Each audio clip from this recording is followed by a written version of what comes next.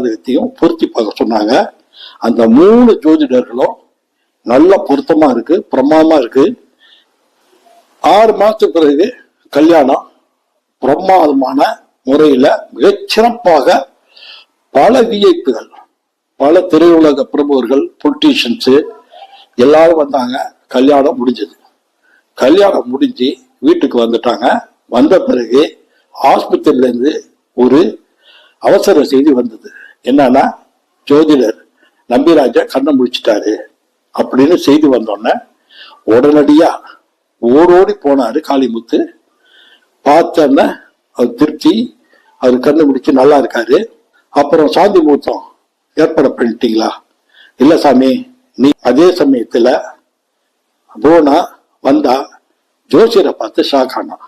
இவரும் அந்த போனா பார்த்து ஷாக் ஆகி அப்படியே பார்த்தாரு. பிறகு காளிமுத்து தெரியாதனமா நீ கல்யாணம் பண்ணிட்டேன்.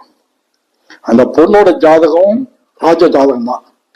அப்படி ஒரு சூழ்நிலை வந்ததுன்னா உன்னுடைய மருமக ஒரு குழந்தை ஆணோ பொண்ணோ பெத்தாக அடுத்த நிமிஷமே நீ செத்து போயிடுவார்.